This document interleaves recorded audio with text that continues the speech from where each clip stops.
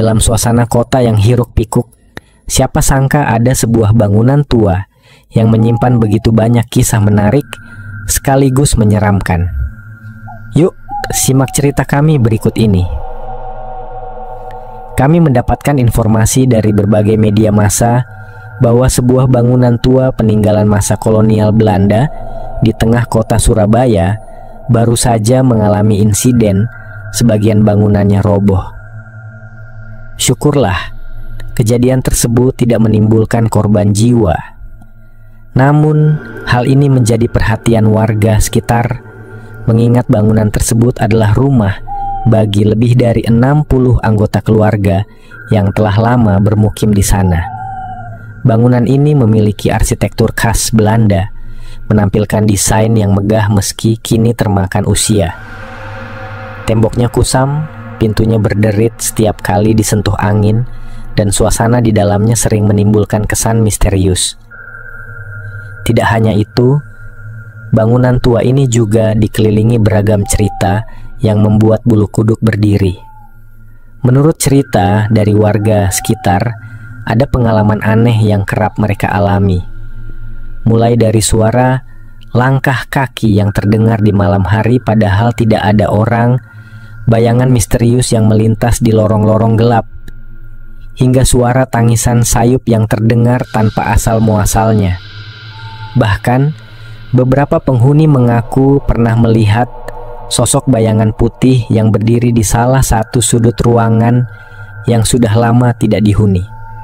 Selain itu, ada juga kisah tentang sebuah kamar tua yang tidak pernah disentuh.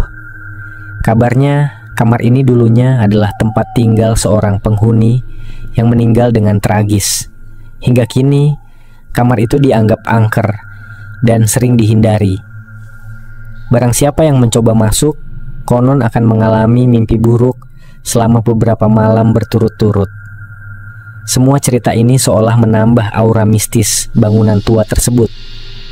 Namun, di balik semua itu, bangunan ini tetap menjadi tempat berlindung bagi puluhan keluarga yang merasa nyaman tinggal di sana meski diterpa banyak cerita misteri. Penasaran dengan kisah lainnya?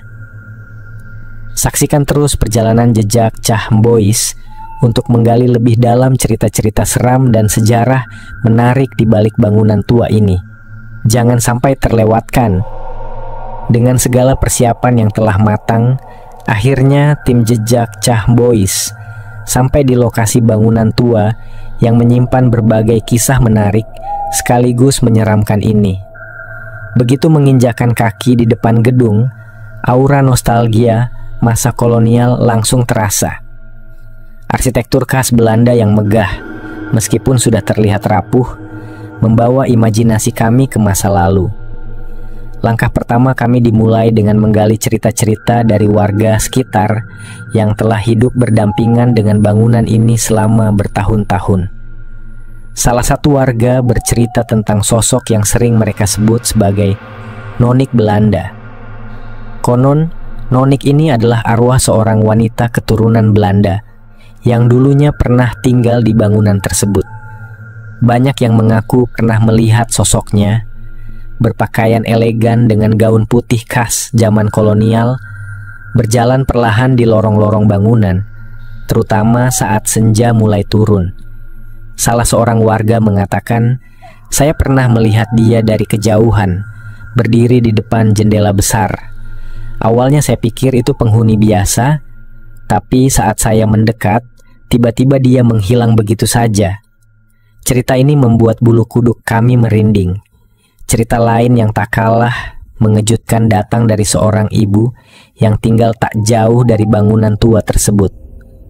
Suatu sore, ketika ia sedang menemani anaknya bermain di depan rumah, ia merasa ada yang aneh. Anaknya tampak bercanda dan tertawa sambil berlarian, seolah sedang bermain dengan anak lain.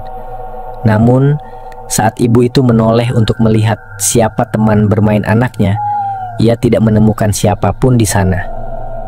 Padahal anak saya seperti ngobrol dan tertawa dengan seseorang. Ketika saya tanya, dia bilang sedang bermain dengan teman baru. Tapi di situ tidak ada siapa-siapa. Saya langsung merinding. cerita sang ibu sambil menggelengkan kepala. Tidak hanya itu, beberapa warga juga menceritakan pengalaman mendengar suara-suara aneh dari dalam bangunan tersebut. Ada yang mendengar suara langkah kaki di tangga kayu tua, suara pintu berderit meski tidak ada angin, bahkan suara tawa kecil yang terdengar samar-samar di malam hari.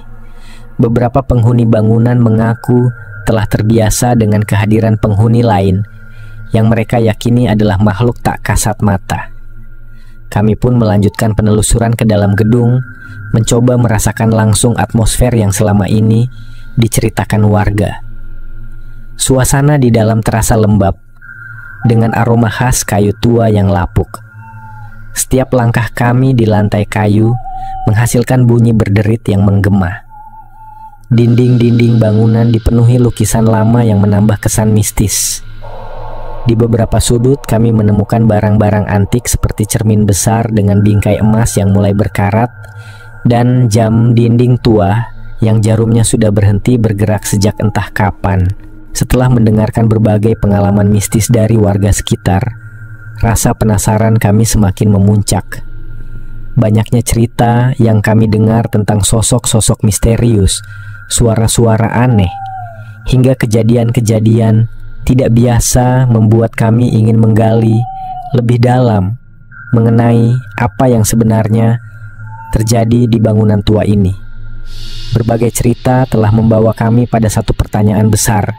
Apakah ada kaitannya antara fenomena mistis di tempat ini dengan robohnya sebagian bangunan? Untuk mencari jawaban, kami memutuskan untuk mencoba pendekatan yang berbeda, mediumisasi. Salah satu anggota tim kami yang sudah memiliki kemampuan untuk berkomunikasi dengan penghuni lain bersedia menjadi medium. Dengan suasana yang mencekam, kami memulai ritual mediumisasi di salah satu ruangan utama gedung tersebut. Tak lama setelah ritual dimulai, medium kami tampak mulai menunjukkan perubahan. Ekspresinya berubah tegang, seolah ia sedang berbicara dengan sosok tak kasat mata. Perlahan, medium kami mulai berbicara, tapi suara yang keluar bukanlah suara aslinya. Suara itu berat dan berwibawa, memperkenalkan dirinya sebagai seorang menir Belanda yang pernah tinggal di gedung ini. Menurut sosok yang hadir melalui medium kami, gedung tua ini dulunya merupakan tempat tinggal beberapa warga keturunan Belanda. Pada masa penjajahan, gedung ini menjadi saksi bisu berbagai peristiwa bersejarah. Salah satu yang paling diingat adalah konflik besar yang melibatkan warga pribumi dan komunitas Tionghoa di wilayah ini. Saat itu, warga Tionghoa diungsikan ke gedung ini untuk menyelamatkan mereka dari konflik yang semakin memanas di luar. Gedung ini pun menjadi tempat perlindungan sementara bagi para pengungsi Tionghoa. Namun, seiring berjalannya waktu, situasi konflik mereda dan gedung ini mulai dihuni oleh berbagai kalangan, termasuk warga pribumi. Dari generasi ke generasi, gedung ini terus menjadi tempat tinggal bagi banyak keluarga, meskipun sebagian dari mereka menyadari bahwa mereka tidak pernah benar-benar sendiri. Kami juga menanyakan langsung tentang robohnya sebagian bangunan ini. Sosok tersebut menjelaskan bahwa penyebab utamanya adalah usia bangunan yang sudah sangat tua. Bangunan ini sudah berdiri selama lebih dari 100 tahun, katanya melalui medium.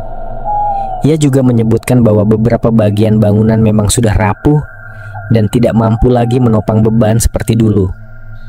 Meskipun begitu, ia menegaskan bahwa ia dan penghuni gaib lainnya tidak berniat mengganggu atau menyakiti manusia yang tinggal di sini. Namun, sosok menir Belanda juga menyampaikan pesan penting. Ia merasa sedih melihat bagaimana gedung ini yang dahulu megah dan penuh kenangan kini perlahan-lahan hancur. Ia berharap agar ada yang mau menjaga dan melestarikan bangunan ini agar tetap menjadi bagian dari sejarah Surabaya yang tidak terlupakan. Setelah selesai berkomunikasi, medium kami kembali sadar meskipun tampak sedikit kelelahan. Kami pun mengakhiri ritual mediumisasi dengan rasa takjub atas informasi yang telah didapatkan. Bangunan ini bukan hanya menyimpan kisah mistis, tetapi juga sejarah panjang yang menghubungkan masa kolonial, konflik sosial, hingga kehidupan masyarakat modern saat ini. Meskipun robohnya sebagian bangunan disebabkan oleh faktor usia, kisah-kisah yang melekat di tempat ini tetap menjadi bagian tak terpisahkan dari jejak sejarahnya. Gedung ini bukan hanya sekadar bangunan tua, melainkan simbol dari masa lalu yang penuh warna, baik dari segi budaya, sejarah, maupun kisah mistis yang terus hidup hingga kini. Setelah menghadirkan sosok menir Belanda dan menggali banyak informasi darinya, kami memutuskan untuk melanjutkan penelusuran dengan mencoba menghubungi sosok nonik Belanda yang sering menampakkan diri di bangunan ini. Baru saja kami bersiap, salah satu kru kami tiba-tiba termedium tanpa disangka-sangka. Sosok nonik Belanda yang selama ini sering diceritakan warga tampaknya telah mengetahui maksud dan tujuan kami berada di tempat tersebut.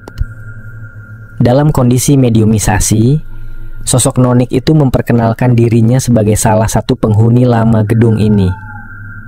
Ia menjelaskan bahwa seringnya ia menampakkan diri kepada warga sekitar, bukan untuk mengganggu, melainkan hanya ingin menunjukkan keberadaannya. Kami juga ada di sini, ujar sosok nonik melalui medium kami, seolah menegaskan bahwa gedung ini bukan hanya dihuni oleh manusia, tetapi juga oleh makhluk tak kasat mata seperti dirinya. Rasa penasaran kami semakin besar, sehingga kami pun bertanya kepada sosok nonik Belanda tentang apakah ada makhluk lain yang lebih kuat atau lebih berkuasa di tempat ini. Wajah medium kami tiba-tiba berubah menjadi tegang, bahkan terlihat ketakutan. Dengan suara yang pelan, sosok nonik menjelaskan bahwa di tempat ini ada dua kekuatan besar yang bersemayam, satu di atas dan satu di bawah. Ketika kami mencoba mendesak untuk mengetahui lebih lanjut, ia menggambarkan bahwa sosok yang dimaksud berwujud, menyeramkan dan bertubuh besar. Kehadiran makhluk ini memberikan aura yang berat dan menakutkan bagi penghuni tak kasat mata lainnya, termasuk dirinya. Sosok nonik juga menyebutkan bahwa makhluk ini memiliki kekuasaan besar di tempat tersebut, seolah menjadi penguasa dari dimensi yang tak kasat mata. Kami mencoba bertanya di mana makhluk tersebut berada. Namun, alih-alih menjawab, sosok nonik tampak semakin ketakutan. Dengan suara yang bergetar, ia berkata, ia selalu mengawasi, bahkan saat ini. Ucapannya membuat suasana semakin mencekam. Kami pun merasakan hawa dingin yang tiba-tiba menyelimuti ruangan, membuat kami yakin bahwa keberadaan makhluk besar itu memang nyata. Setelah menyampaikan peringatan agar kami berhati-hati, sosok nonik Belanda perlahan pergi, meninggalkan medium kami yang terlihat kelelahan setelah proses tersebut. Kami pun mengambil waktu sejenak untuk merenung dan memproses apa yang baru saja terjadi. Setelah mencoba berinteraksi dengan sosok penguasa besar di gedung tua ini, energi yang terasa sangat berat langsung memenuhi ruangan. Salah satu kru kami termedium oleh sosok tersebut, yang langsung menunjukkan penolakan dan agresi terhadap kehadiran kami. Dialog yang dimulai dengan tenang, lama-kelamaan berubah menjadi ketegangan yang semakin intens. Perlahan, pertempuran antara energi kami dan sosok tersebut pun terjadi, terasa jelas di udara. Suara gemuruh dan getaran mulai terdengar dari dalam bangunan, yang seakan-akan akan roboh. Warga sekitar yang mengamati mulai panik, khawatir gedung ini runtuh. Setelah pertempuran berlangsung cukup lama, tim kami berhasil menundukkan sosok tersebut menggunakan doa dan mantra perlindungan. Namun, sebelum sosok itu menghilang, ia memperingatkan kami bahwa tempat ini bukan untuk sembarang orang. Dalam kondisi kru yang kelelahan dan situasi gedung yang semakin memburuk, kami pun memutuskan untuk segera mengakhiri penelusuran ini demi keselamatan. Penelusuran kami ke dalam bangunan tua di Surabaya mengungkapkan lebih dari sekadar sejarah, tetapi juga dunia misteri yang tersembunyi di balik dinding-dindingnya. Dari penampakan sosok nonik Belanda hingga sosok penguasa gaib yang menguasai tempat tersebut, kami menyadari bahwa gedung ini bukan hanya saksi sejarah, tetapi juga rumah bagi kekuatan tak kasat mata yang sulit dipahami. Meskipun kami berhasil menundukkan sosok-sosok gaib yang kami temui, pengalaman ini memberikan peringatan tentang pentingnya menghormati batasan dunia gaib. Keberadaan energi besar yang melingkupi tempat ini mengingatkan kami bahwa tidak semua tempat bisa dieksplorasi tanpa konsekuensi. Kami mengakhiri penelusuran kali ini dengan rasa hormat yang lebih mendalam terhadap dunia yang tidak terlihat, dan pelajaran bahwa tak semua misteri harus diungkap.